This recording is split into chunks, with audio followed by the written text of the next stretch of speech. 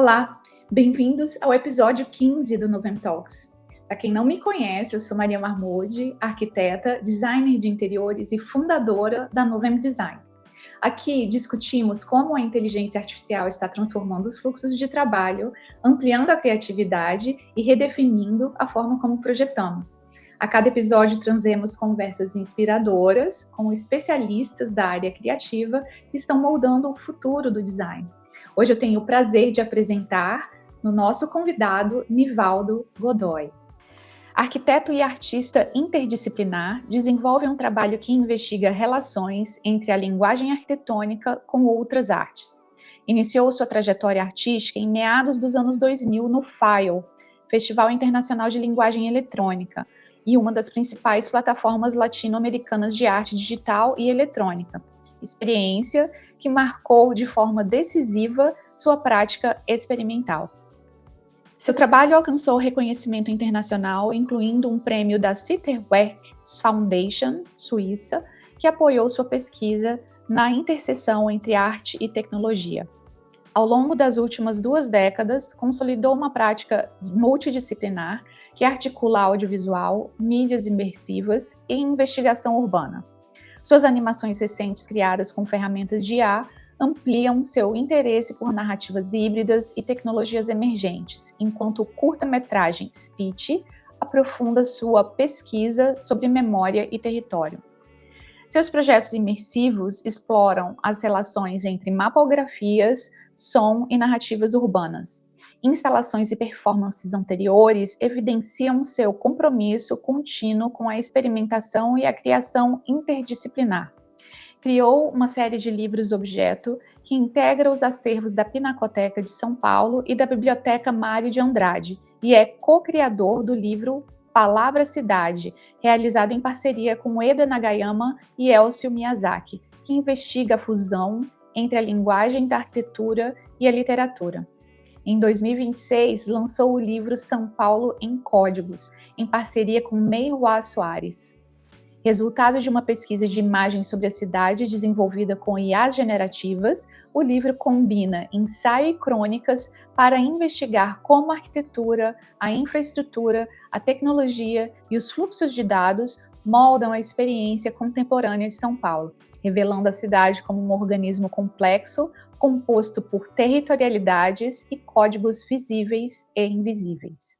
Oi, Nivaldo, tudo bom? Seja muito bem-vindo ao Novem Talks, 15º episódio da temporada 2026. Estou muito feliz de ter você aqui e curiosa para saber sobre a sua trajetória como artista interdisciplinar e investigador das relações entre linguagem arquitetônica e outras artes. Obrigada por aceitar o nosso convite e espero que a gente tenha outras oportunidades de conversar também. Seja bem-vindo. Maria, muito obrigado. Quero também agradecer o convite, a possibilidade de estar participando aqui, falando um pouco mais sobre o meu trabalho e conversando com você para que a gente possa difundir melhor essa ideia do que são as IAs, como que o nosso trabalho tem sido transformado, por essas ferramentas que para a arquitetura tem sido realmente uma coisa muito espantosa, o que a gente está vendo.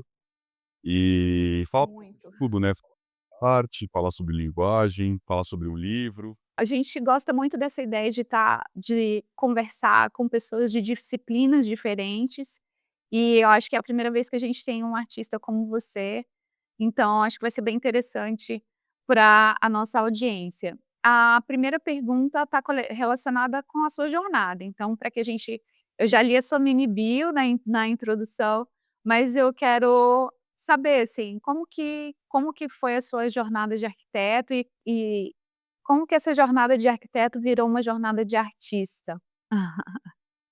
Eu me formei, no começo dos anos 2000, em 2001, na Belas Artes, e trabalhei por um tempo em 2 escritórios de arquitetura, fazendo projetos de residências e também fazendo arquitetura mais comercial, voltada mais para o varejo. Desenhei alguns restaurantes, coisas mais Uhum. serviço. E o que aconteceu é que antes da eu iniciar minha jornada na faculdade, eu já era um adolescente que estava tendo o primeiro contato com os computadores, né. Então, assim, bem no começo da faculdade já se questionava muito a coisa de só desenhar à mão, já tinha uma introdução de uso de AutoCAD. Então, eu venho dessa transição mesmo tecnológica, Transição, tal, sim. de arquitetura que ainda tinha desenho e cheguei a fazer, né, tinha até prancheta, tudo isso, mas eu já era um dos alunos que foi para o laboratório de 3D. Então eu já aprendi comecei a aprender 3D na faculdade. E isso acabou eu comecei a me interessar cada vez mais pelo uso de tecnologias e parte da minha formação foi também de começar a investigar outras formas de usar a tecnologia para fazer projeto, para fazer para o 3D do projeto. Eu fui cada vez expandindo mais essa minha vontade de trabalhar com coisas eletrônicas.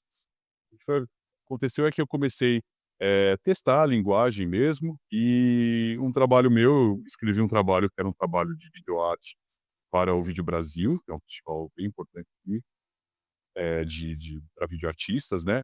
E meu trabalho foi selecionado e por causa disso eu acabei tendo contato com o pessoal do FAIO, que é o Festival de Linguagem Eletrônica. Linguagem eletrônica. É, o Festival Internacional de Linguagem Eletrônica. E aí, muito jovem, eu fui convidado para fazer parte da equipe, para desenvolver, eh, uma série de vinhetas e audiovisuais que eram feitos com 3D na época, e também fazer uma parte de audiovisual com eles, e depois comecei a trabalhar como artista. Então minha trajetória começa mais ou menos nesse momento, 2005, mais ou menos, né. Certo. E e aí eu passei realmente a ter uma vida dupla de continuei sendo arquiteto, mas comecei a realmente passar boa parte do meu tempo como pesquisador de outras linguagens. É muito legal, né, porque esse contato com o File, ele foi transformador para você. Vamos falar um pouquinho do File, para quem não conhece o File, explica para a audiência o que que é o File. FAIO é um festival de arte eletrônica, um festival internacional de arte eletrônica, e tem uma trajetória que começa desde o começo do 2000 ou talvez até um pouco antes, mas Uhum. que, tem a Paula Perissinotto e o Ricardo Barreto, pessoas que traz dessa trajetória, importante para a cidade, e eles compilam e tem um catálogo gigantesco de obras e coisas que são de natureza eletrônica, né. E o que eu acho legal do File é que ele acaba sendo um retrato do tempo, né. Você tem, assim, no primeiro momento, obras ainda com muito suporte físico, né, tinha muita coisa que tinha robótica, Sim. ainda existe isso, mas cada vez mais eles têm se aproximado das coisas mais sutis, mais da internet das coisas, Digital. das agora a temática mesmo é IA, assim. Sim. E ano passado tinham várias instalações incríveis, né. Inclusive, eu conheci pessoalmente a Marcela Carone na edição do File ano passado, e foi a Marcela Carone que indicou você como convidado do Nuvem Talks e eu fiquei super feliz e respeito muito a opinião da Marcela, então estou feliz que vocês estejam aqui. Vocês, eh, trabalharam juntos no você era aluno ou professor no AA Visiting School? Era aluno ano passado, né? Eu fiz o AA Visiting School, mas fiz o AA Visiting School em 2011, então tem muito tempo. E é incrível porque foi também através de uma conexão do File que eu acabei entrando para o AA Visiting School e que impactou, eh, minha vida também, né, porque entrar em contato com o AA Visiting School naquela época, falar de arquitetura paramétrica, que era o tema da época, em 2011, foi muito, fascinante, né, e influenciou meu trabalho de design de interiores na época, e até hoje reverbera. Estamos aqui falando de File, falando do AA Visiting School e reencontrando amigos, né, e conhecendo os novos amigos. Então é muito impressionante o impacto, né, dessa dessa escola e desse festival. Eu acho que para quem está conectado aí com o que tem de mais de vanguarda em arquitetura e inovação. Também fico muito feliz pela ponte, e a Marcela é incrível, tem ideias muito interessantes sobre as coisas, a visão que ela tem sobre o uso de tecnologia e implementação disso em arquitetura, eu acho que é uma visão muito única, que faz dela uma pessoa muito especial. E as aulas foram ótimas, e eu estive lá, no ano passado, porque eu eu estou terminando um projeto de livro que acabou de ser lançado, a gente vai falar sobre isso daqui. Sim, vamos falar do seu livro. E parte do projeto tinha como pesquisa, como as IAs representavam a cidade, né. Uhum. Ele tenta traduzir de forma imagética uma preocupação que eu tinha, que era o que as IAs contam sobre São Paulo, né. Depois a gente vai voltar para explicar de onde veio essa percepção. Mas foi nesse momento, como a temática era a Avenida Paulista e o espaço latente, então eu pensei: "Poxa, é uma oportunidade muito interessante de testar as minhas ideias e de aprender", né, e aprendi coisas muito incríveis que ajudaram bastante a guiar o caminho que o livro tomou depois. Muito legal, você teve a oportunidade de entrar já com uma investigação prática no workshop, isso é muito bacana. Bom, então falando em prática, vamos para a nossa segunda pergunta, que é exatamente sobre isso. O que que é que você tem trabalhado, com o que você tem trabalhado ultimamente? A minha trajetória, ela sempre foi muito plural, né, então ainda continuo desenvolvendo trabalhos como arquiteto e não pretendo deixar de fazer isso, porque é um prazer. Eh, eu já construí casas, enfim, continuo fazendo reformas de apartamento, gosto muito de reformar apartamentos, especialmente dos anos 50, tenho um Aham. extenso. É. Moro num apartamento dos anos 50, eu tenho um E São apreço Paulo tem cada um, né, impressionante. eu É uma acho que paixão mesmo. eu gosto muito da arquitetura contemporânea, mas eu acho que em São Paulo tem esse valor mesmo dos anos 50 que ficou para a cidade, Sim, é quase que uma identidade da cidade, né, essa arquitetura dos anos 50, ela é muito feliz, né. sim. E E eu tenho trabalhado um pouco com cenografia, faço algumas coisas para eventos, tenho Uhum. usado me ajudar com esses projetos, então, já sou uma pessoa que usa IA para fazer croquis, né, já estou nesse fluxo já de jogar as ideias no prompt, às vezes, submeter um desenho ali e receber algumas indicações de caminhos que podem, ser interessantes, né. Eu tenho trabalhado paralelamente com a investigação artística cada vez mais, com a ideia de memória. Então, eu uso as IAs muito num lugar de agora, né, eu tenho feito mais recentemente, é tentar me aproximar de uma coisa mnemônica, uma coisa do sonho, da imaginação, do sutil. Eu não uso muito para, tentar recriar a realidade do jeito que ela é, para ficar super crível. Eu tenho usado mais como uma ferramenta de artística mesmo, né, de linguagem, uma ferramenta de linguagem. É engraçado você falar isso, porque justamente nesse episódio do FAI, eu acho que o Hassan Ajab, ele estava expondo, né, uma peça dele, ele faz essas imagens que são uma mistura, onírica também, com a questão das origens dele, né, com o Egito. E eu ouvi numa outra ocasião, um podcast, onde ele estava sendo entrevistado, e ele fala exatamente sobre isso, né, por que que a gente está tentando encaixar essas ferramentas para representar uma coisa que que não utiliza todo o potencial que a ferramenta tem, né. Então por que que a gente está tentando enquadrar, encaixar o uso da ferramenta num processo que a gente já conhece? Por que que a gente não está desafiando isso, né? E é uma coisa que a gente fala muito aqui, que é como que através, obviamente, da investigação do seu próprio trabalho, do seu próprio processo, como que você encaixa essas ferramentas de forma a inovar, a criar outras metodologias e outros resultados que não são os mesmos resultados. É claro que a gente fala também com pessoas que têm escritórios de arquitetura que estão, atendendo clientes, mas mesmo assim, eu acho que vamos falar da nuvem. A gente criou um processo de desenvolvimento conceitual que não é o processo de desenvolvimento conceitual tradicional de um projeto de arquitetura como a gente aprendeu na faculdade, né. Então eu acho que é uma oportunidade tão única de usar essas ferramentas para algo novo. A gente está num momento muito incrível, eu acho, assim, apesar de todos os problemas e todas as aflições que o momento gera.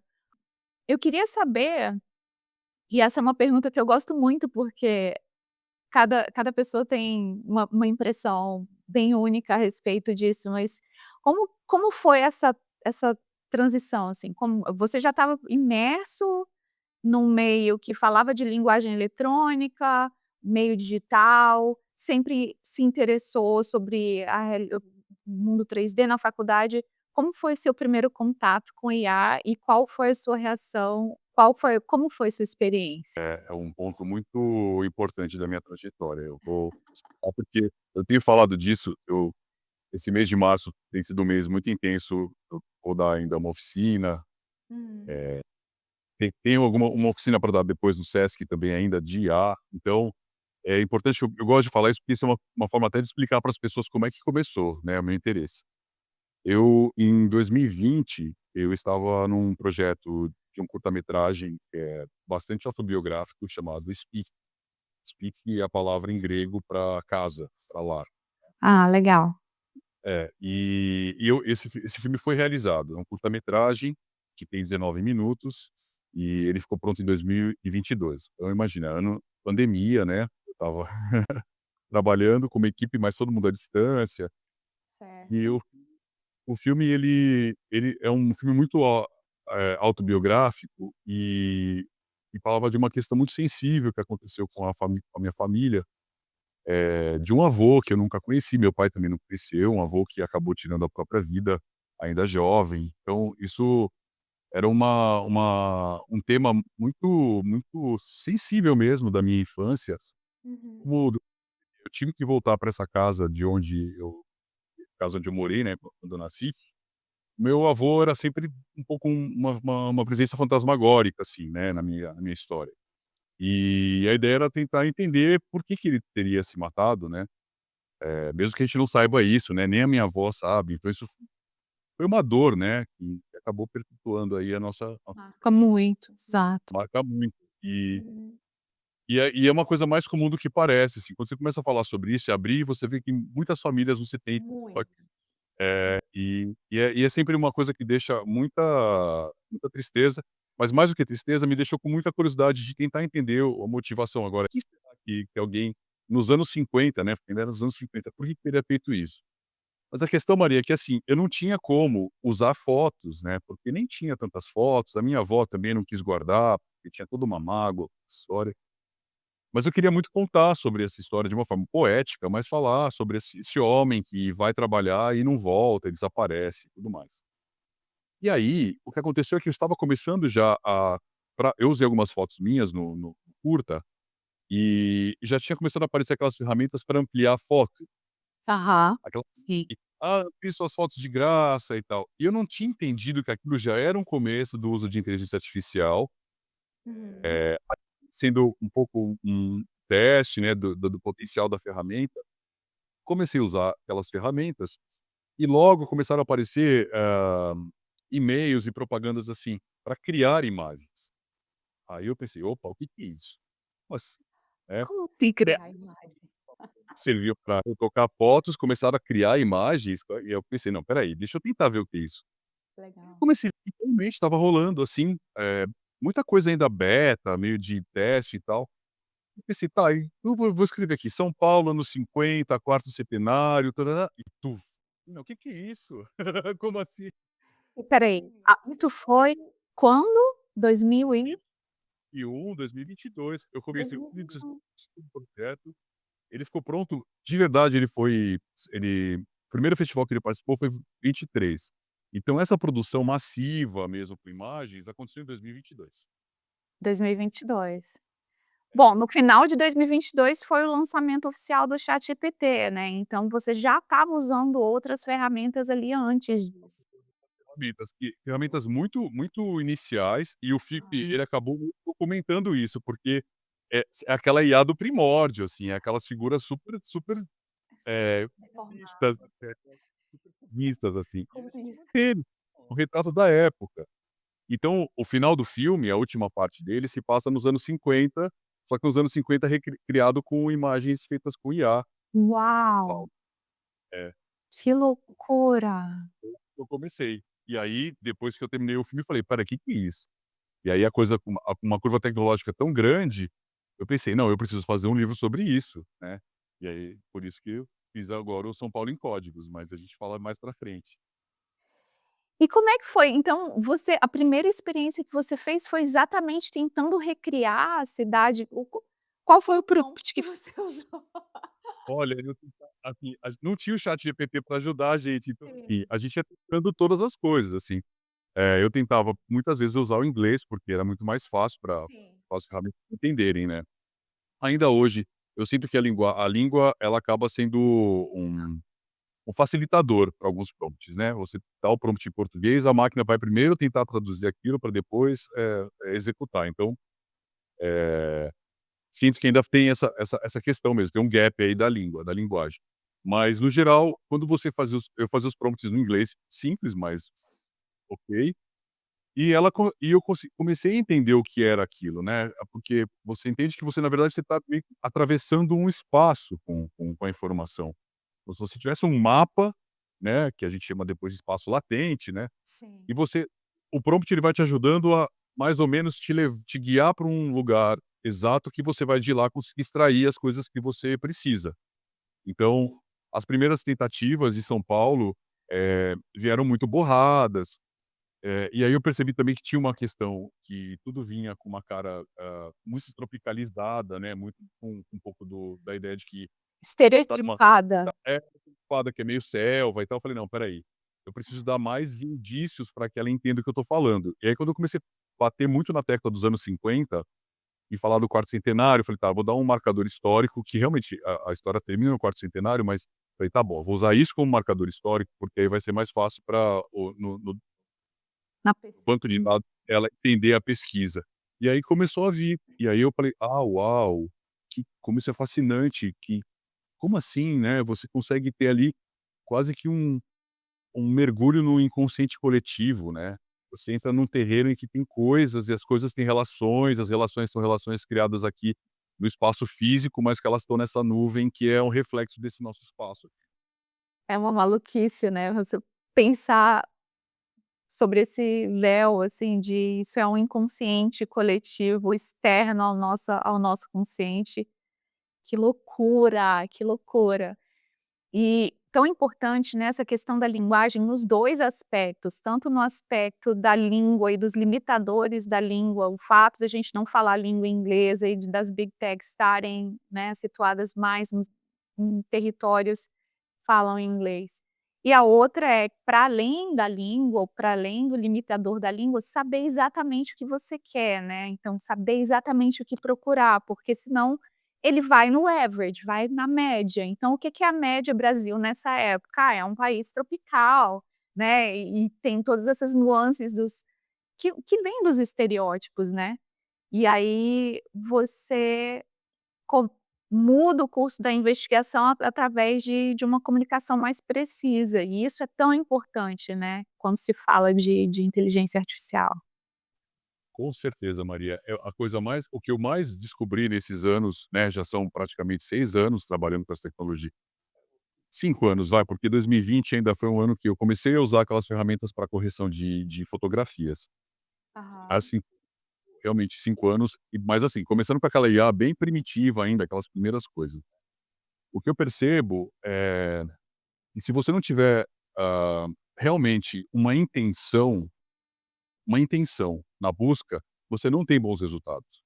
Porque os resultados vão ser sempre essa coisa do comum, do lugar comum, Da média. exatamente. Se você diz: "Ah, uma casa", né, arquiteto, "uma casa bonita". Uma casa uma Uma casa casa simples, uma para dar casa aquele num cliff com a na beira do mar, que é a moda agora, né, todo mundo quer exa fazer uma casa na beira do gente, isso só mostra que existe sim, que existe um lugar comum, né, que as pessoas têm sim imagens fixadas, né, pela propaganda, pelos filmes, pela sociedade, pela cultura, mas isso mostra o quanto a gente consegue se libertar dessas coisas usando uma ferramenta tão poderosa, porque quando você começa a dizer que você tem uma cadeira e uma abelha, e você quer chegar no meio termo entre uma cadeira e uma abelha, e aí tem uma ferramenta que faz isso para você, só que não é uma cadeira vestida de abelha, é uma coisa entre uma cadeira e uma abelha, fala: "Uau, o que que é isso?", né. Você cria ali quase que uma nova estrutura de cadeira baseada na arquitetura da abelha. É muito doido É isso. muito Doido. doido. E aí você começa a juntar isso e você fala: "Tá, eu quero isso, mas eu quero que seja de cristal". E aí a máquina vai pegar a ideia de cadeira, que é uma ideia funcional, a ideia da abelha, que é um inseto, então vai usar o exoesqueleto ou aquela coisa das patas e tentar fundir isso, e ainda vai criar isso de um material que é outro material, que é de cristal, em, assim, segundos. E não um só, vai te dar uma série de imagens baseadas Sim, nessa. Variações. muitas. Então, o importante é saber, buscar, muito, não é uma questão de um oráculo que você vai lá e que você tem que saber, é matemática, né. Assim, acaba sendo uma questão matemática mesmo, de probabilidade, de chance, de ser assertivo, de ter fundamento, né, de querer estar fazendo uma pesquisa. Eu acho que passa Claro. por aí. Não quer dizer que todo mundo pode usar, não quer dizer que, eu estou dizendo que quem quer ter um resultado mais, próximo das vontades, né, da linguagem pessoal, precisa ter sim um certo, cuidado com o prompt, né, deixar ele um pouquinho mais Mais refinado. assertivo. O que acontece hoje em dia é que, com a evolução tecnológica, ou seja, em 2022, quando tudo começou, era muito mais difícil você alcançar um resultado interessante, né. E hoje em dia, as ferramentas elas avançaram tanto que, com um prompt talvez mais simples, você consegue alcançar uma imagem muito boa. Mas o que que significa essa imagem muito boa, né? Como a gente estava falando, da casa no cliff, né, na casa na montanha, com a vista para o mar. Se todo mundo consegue fazer uma excelente imagem de uma casa moderna no cliff, ou com a casa com, né, orgânica, com aqueles shapes da Zaha Hadid, que é o que a gente mais vê na internet agora. Se todo mundo consegue fazer isso, como que você consegue se expressar de uma forma única, de forma que o seu trabalho seja reconhecido pelo que você é, não pela ferramenta que você está usando, né? E aí esse é o desafio do momento, porque no final das contas é quase como se a gente tivesse entrado nessa ironia onde a máquina meio que força a gente a ser mais humano, né. E o que que tem de mais humano em mim? E quais são as características únicas?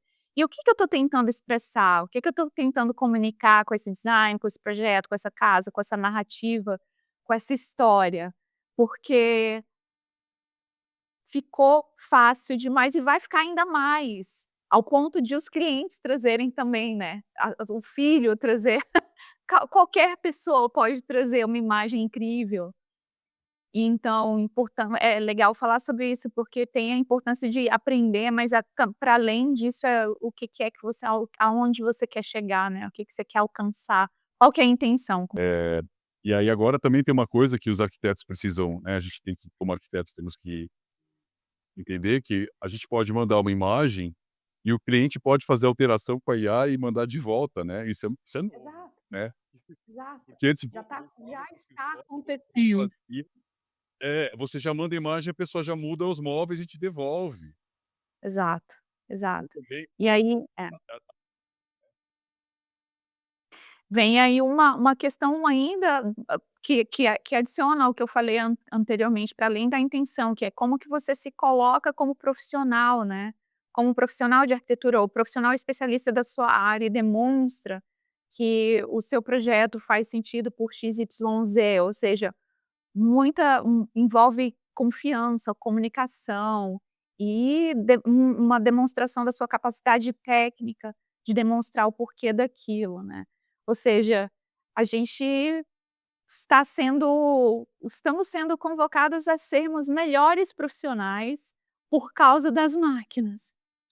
Mas, vamos falar então de processo, né, a gente gosta muito aqui no Talks de investigar processos possíveis com o uso de inteligência artificial e como que, as ferramentas, né, fizeram essa distorção, ou alteraram ou criaram novas possibilidades dentro do seu processo criativo.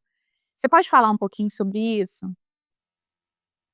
falo sim. Eu vou dar, 2 exemplos. Um que é para projeto mesmo, de algo que vai ser realizado, né, de arquitetura, de Certo. cinegrafia, quando é alguma coisa que é para ser construída, né, de alguma maneira. e o outro é um processo quando não, o que a gente visa não é a construção, mas sim linguagem. No caso do processo como arquiteto, quando um cliente me procura, eu tenho uma demanda para responder, o que geralmente eu faço a primeira coisa é transformar o briefing que a pessoa me passou numa imagem-chave. Então eu transformo aquilo quase que num prompt. E não faço isso porque é verdade, eu não faço só para que aquilo me dê essa chave que eu chamo, é para que eu consiga, de alguma maneira, que a máquina me dê algumas possibilidades de visões sobre uma ideia de uma outra pessoa. Então, Certo. eu transformo a ideia de uma pessoa em imagens. E aí, dessas imagens, eu já seleciono aquela que eu gosto mais. Então, a primeira coisa que eu faço. A partir daquilo que eu gosto mais, aí eu vou para as minhas ferramentas antigas, né, começo a projetar, porque tem uma questão também de espaço, de tamanho, então assim, eu gosto de trabalhar ainda com o componente da realidade num primeiro momento. Eu vou lá, resolvo, o espaço de uma maneira, mais ou menos, eh, organizada para as minhas ideias também, como arquiteto, e aí nesse momento eu volto para as IAs. Então, no momento que eu tenho uma intenção espacial, eu começo a testar aquilo como uma ideia de prompt de render. Então faço uma coisa mais simples e começo a testar materiais e testar um pouco da atmosfera, porque eu acho que uma coisa muito importante agora é a gente tentar entender a atmosfera que a gente está construindo, né. Não é só o mood, é a atmosfera mesmo, a questão mesmo de que lugar é esse, né, qual que é ter feito esse lugar, né. O que vai sobrar dele como memória, como vivência.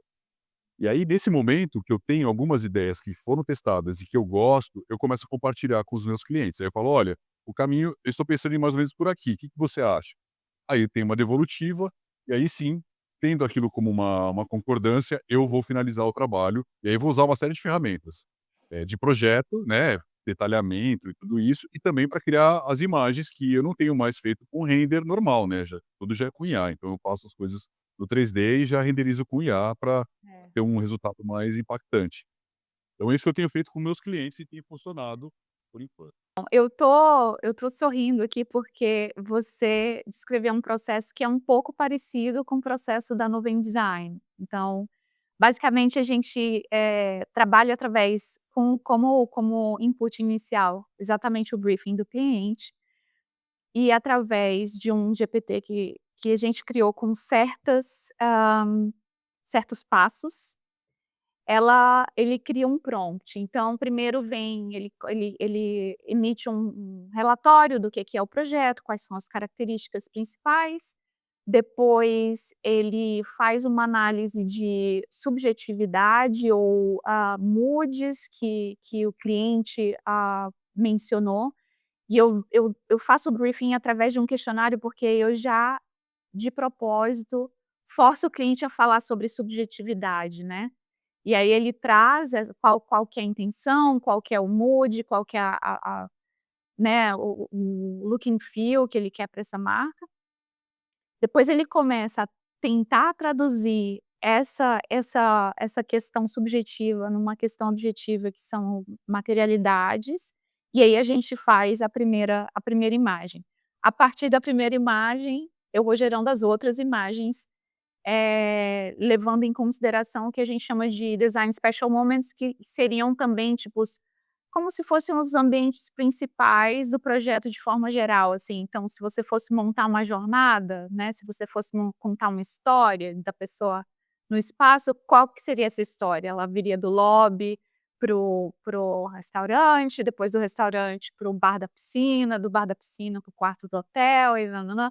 Então, de certa forma é muito parecido, assim, eu achei interessante, porque é um raciocínio parecido, usando a máquina para poder te ajudar a estruturar essa questão da imagem-chave, né, porque aí aquilo meio que dita a direção, que o caminho que o projeto vai tomar. Gostei bastante.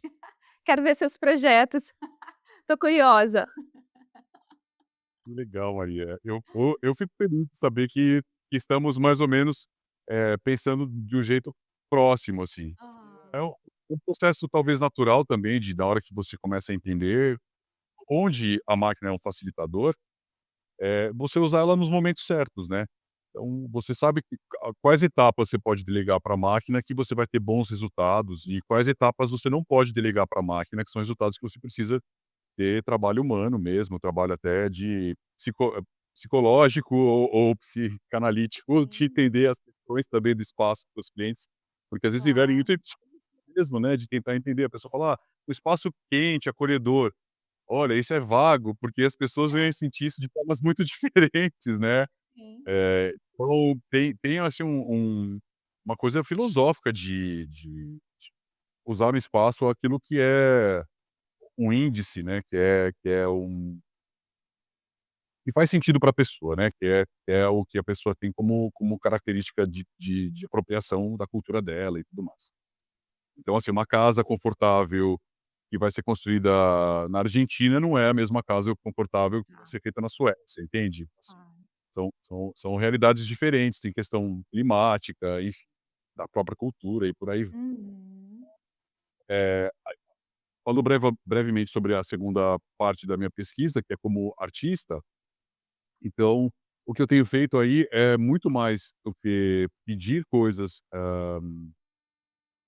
é muito mais uma coisa de analisar aquilo que vem. Então eu tenho trabalhado muito com processos em que eu peço um prompt e a partir de todos os resultados eu começo a ter uma análise que já não é que já é da big picture, já é de ver o panorama, falar: "Espera aí, o que está me contando toda essa trajetória de imagens?". Então, tenho trabalhado agora com suportes em que uma imagem só não basta, eu preciso de mais imagens para poder explicar o que estou vendo, né.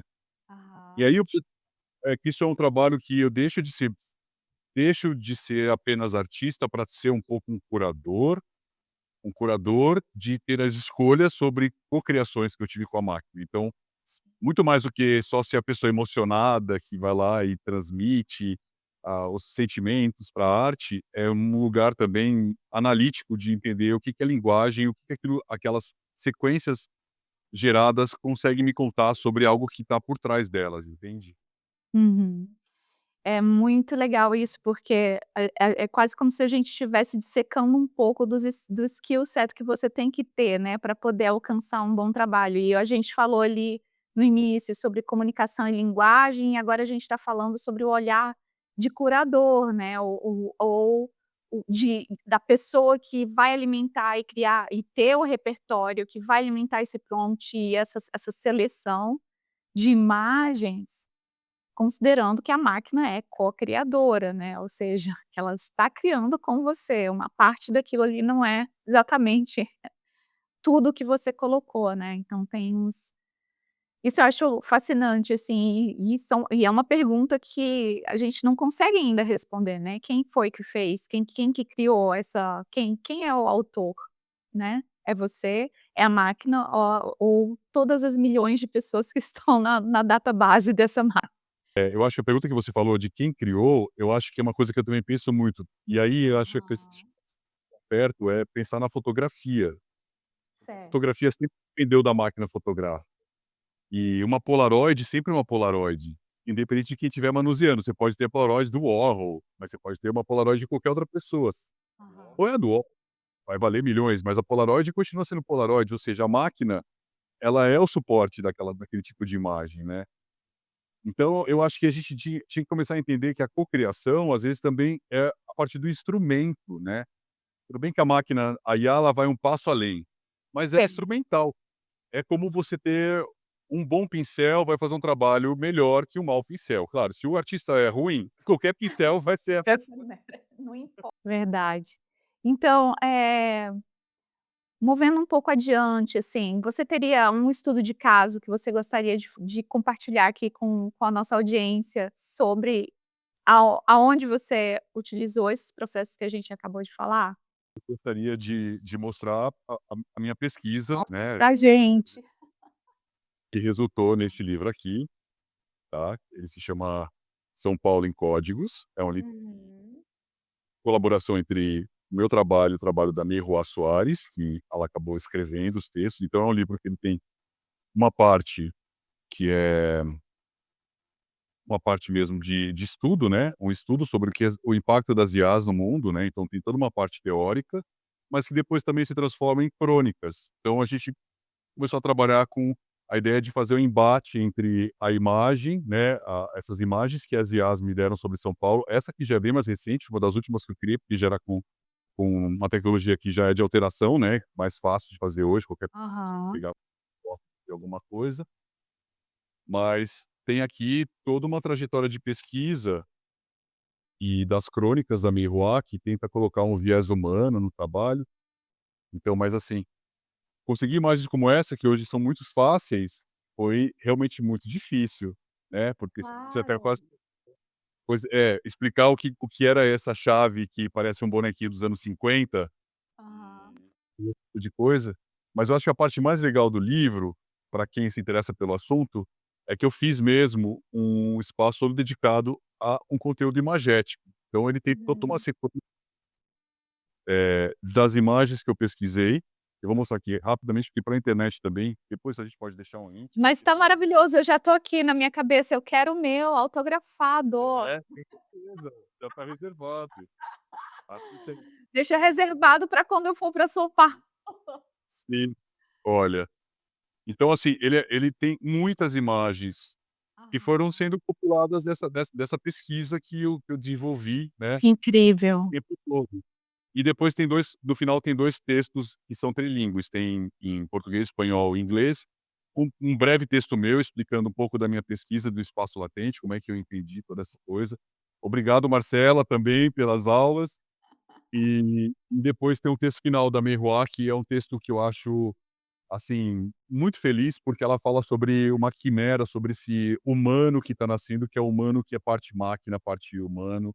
Sim. Eh, e esse livro foi um prêmio do governo do estado, da Secretaria de Cultura, então, é um projeto público, e a versão do e-book é gratuita, qualquer pessoa pode baixar, a gente Ah, vou baixar imediatamente então. mas a versão impressa eu consegui imprimir 500 cópias e são muito especiais, e a gente está dando de presente para as pessoas. Olha, vou me candidatar. Ah, já é seu, já. Mas assim, parece muito especial, parabéns pelo projeto. Fala pra gente o que que é esse projeto, dá mais detalhes, como foi o Ó, processo. então, a gente começou como eu já tenho, né, eu vou dar um exemplo, esse meu primeiro livro chama Palavra Cidade, é um livro que já está Certo. esgotado porque em 2011. Então, esse aqui, eu fiz em colaboração com a Eda Nagayama, que é escritora e também muito Certo. amiga. E aí com o Elcio Miyazaki, que é artista também. Uhum. O A gente criou um livro, na verdade, que ele a primeira parte parece um pouco com uma linguagem de mangá, e depois ele começa a ter realmente umas casas absurdas, né, tipo uma casa elevador, que na verdade os cômodos são os elevadores e as pessoas moravam no hall, né. E aí esse livro é um pouco uma crítica a São Paulo, ao que estava acontecendo no mercado imobiliário, já Claro. brincar com a arquitetura como uma ferramenta de linguagem mesmo, Que de maravilhoso. tá vendo aqui, a casa na verdade a pessoa mora Lindo. sozinha, e ela vai compartilhando, um uso compartilhado de banheiro, cozinha, cada um usa num horário. E aí a gente vê essas coisas hoje começando a aparecer, é até assustador, assim.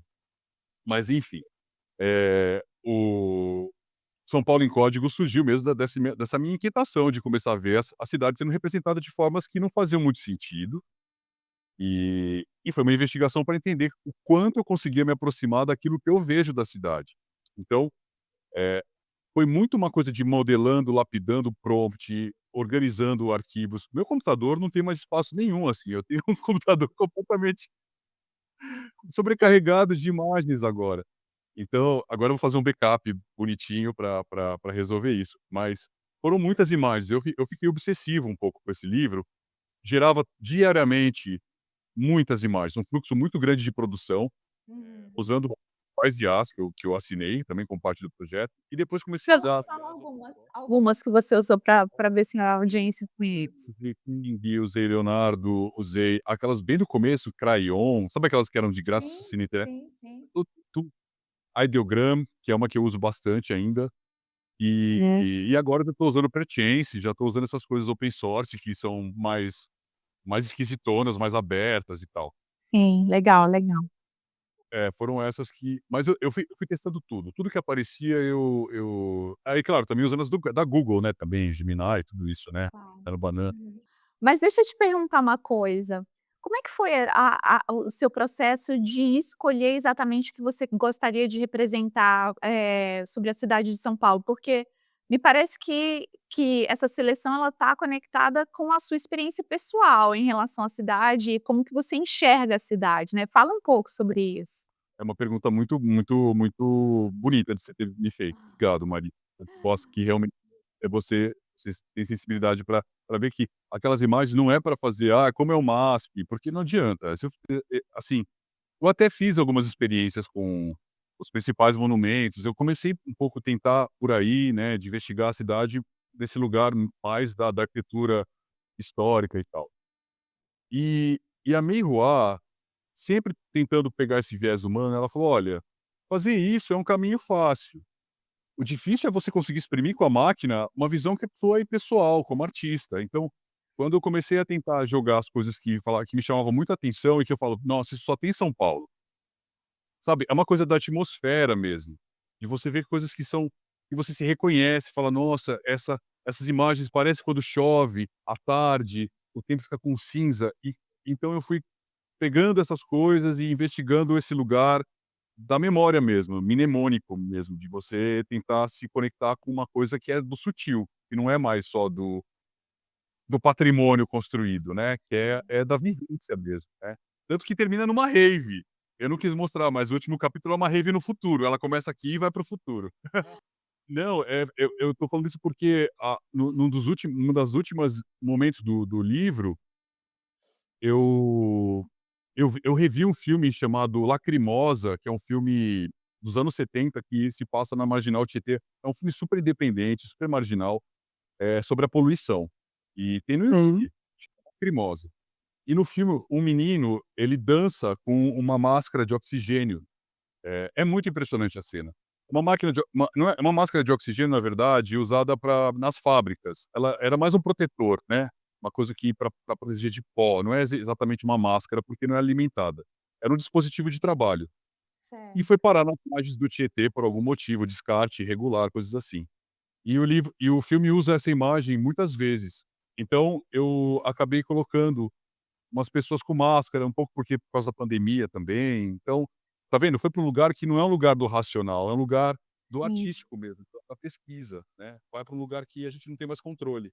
Demonstra exatamente isso, né, como que o seu pensamento navega a cidade e os caminhos únicos para que isso que essa navegação leva, assim. É uma pergunta que eu te faço, porque eu tive a experiência de morar em várias cidades e para mim sempre tem esse momento em que eu chego num país diferente, em que eu faço as primeiras caminhadas em lugares desconhecidos. E é sempre espetacular e único, né, e isso sempre fica muito registrado na minha memória, assim, das primeiras sensações que eu tive quando eu cheguei no Catar e eu saí sozinha, por exemplo, né. E eu acho que essa experiência da cidade, independente de ser uma cidade nova ou não, é muito única. Quando você vive a cidade bastante também, você também tem essa experiência, que são coisas que só você está vendo ali, e você imagina: "Será que tem mais alguém vendo isso, né? Será que tem mais alguém acompanhando essa maluquice acontecendo aqui?". Então todo esse registro, assim, é super impressionante. Estou curiosa para ver o seu livro. E que bom que usar ferramentas de inteligência artificial para desvendar e demonstrar um pouco sobre essa imaginação do que é a cidade, te proporcionou. Muito bacana. Você lançou o livro esse ano aqui aí em São Paulo, e me fala um pouquinho mais sobre esse lançamento. Está fazendo algum workshop, alguma coisa relacionada? Nós lançamos no dia 28 de fevereiro, lá no Centro Cultural São Paulo, Certo. exibi o filme, o Speak, aquele filme que deu origem a essa pesquisa, né, porque foi lá que Aham. começou as imagens de 50 e tal. E a editora se chama Garopa, Garopa. Garoto. Então, a gente vai isso aqui vai estar em breve vai estar para ser quem quiser adquirir também os exemplares, vai estar à venda online, depois a Ah, gente vai saber, mas a gente vai distribuir eles também pelas bibliotecas de São Paulo, tem uma cota dos livros que vai para lugares de de cultura, de conhecimento, de ensinamento, né. A gente vai deixar alguns exemplares. Vou Maravilha. fazer uma oficina agora dia eu não sei a data que nós estaremos no ar exatamente, acho que no final de março, né. É, mas, então eu já vou ter realizado essa oficina lá no Arquivo Histórico Municipal, vou fazer uma oficina de IA, pra discutir patrimônio e IA, identidade, memória, paisagem. Legal. Eu pretendo agora no segundo semestre, dar algumas oficinas para falar exatamente disso, né, de usar as IAs para esse reconhecimento da cidade, do patrimônio, das identidades, territórios, das pessoas poderem se reconectar com a cidade através de imagens que elas criarem, cocriarem, né, cocriar, Co-criarem. são aí das máquinas também. A gente está chegando na nossa última pergunta, a pergunta que eu passo sempre aqui para os nossos convidados, que é sobre, já não sei mais se tem alguém que ainda não começou a usar IA, mas que conselho que você daria para tanto estudantes como profissionais de arquitetura e áreas relacionadas, artistas, que estão começando a navegar esse universo da inteligência artificial, ou mesmo as pessoas que já estão bem imersas, que eu acho que hoje em dia é muito difícil, né, a gente não está de alguma forma sendo tocada por essa revolução digital. Que conselho que você daria para essas pessoas, que olhar único ou que experiências que você gostaria de compartilhar ou direcionamento você daria para essas pessoas? Olha, Maria, eu gostaria de deixar, então, um convite para as pessoas que estão assistindo que, se não usar essas ferramentas, que tentem usá-las como até uma forma de ter uma opinião mais assertiva. Eu sinto que parte das pessoas, especialmente aqui no Brasil, ainda tem um medo, desse ferramental, achando que ele tem algum tipo de consciência, é uma noção tão vaga para tentar explicar isso, e eu acho que é normal, as coisas que são novas, elas causam assombro, né, tem uma coisa de ter um assombro e tal. Sim. Tem uso tem uso indevido, mas a tecnologia em si ela é neutra, não é a tecnologia que é algo que vai fazer o bem ou o mal, né. A tecnologia ela é uma instrumentação, é uma ferramenta. Então, a gente tem mais do que nunca se apropriar dessas ferramentas e fazer um bom uso delas, um uso cidadão, um uso respeitoso, um uso Ético. propositivo, né. E então para isso elas são ótimas, eu não tenho dúvidas de que o meu trabalho e o meu entendimento como artístico ele se expandiu, porque essas ferramentas elas espelham a gente, você começa a se olhar num espelho de consciência mesmo, você começa a testar ideias, você começa a amplificar suas ideias, começa a ter uma visão mais global das coisas. Então, eu acho especialmente arquitetos e artistas precisam pelo menos testar essas linguagens e da maneira que nós falamos, tentando ter um porquê de estar indo atrás da ferramenta, não só Uhum. usando porque tá na moda ou porque vai roubar meu emprego, porque não é exatamente isso. É um é entender o ferramental, entender o que essas ferramentas significam pra gente, e se você for contra as big techs e tem uma série de problemas envolvendo, existem já ferramentas que são gratuitas e você pode buscá-las também, tem sistema aberto, código aberto. Então não é só uma questão de estar relacionando isso com o consumo, é de relacionar isso com conhecimento, é sobre conhecimento. Nivaldo, eu estou muito feliz com a nossa conversa. Eu acho que a gente ainda vai conversar de novo sobre outros assuntos. Espero que você volte aqui para o Nuvem Talks. Esse foi o episódio 15 da temporada 2026. Eu queria te perguntar, para quem quiser entrar em contato com você, realizar uma oficina com você, te contratar ou trocar ideia com você, onde que as pessoas podem te encontrar nas redes sociais ou online? Conta pra gente. Eu tenho um perfil no Instagram que é meio chatinho de escrever, mas não é tão difícil. É arquiteto, mas é com vários underlines. Underline A, underline E, underline. Você faz a palavrinha arquiteto, vai dar certo, né? São Paulo Godoy, também se digitar meu nome vai aparecer em alguns lugares. Sim. Mas o São Paulo em Códigos, a gente criou uma espécie de hot site para ele, é, e é São Paulo em Códigos. Tem também um perfil no Insta, e eu tenho LinkedIn, enfim. Entre em contato, não é difícil me achar. Não é difícil. Muito bacana. Rivaldo, obrigada pela sua presença. Para quem quiser entrar em contato com a Nuvem também, é só procurar o @nuvemdesign, o @nuvemtalks e, obviamente, o nosso podcast está no YouTube e está no Spotify. Então esse foi o episódio número 15, espero vocês na próxima. Vem com a Nuvem.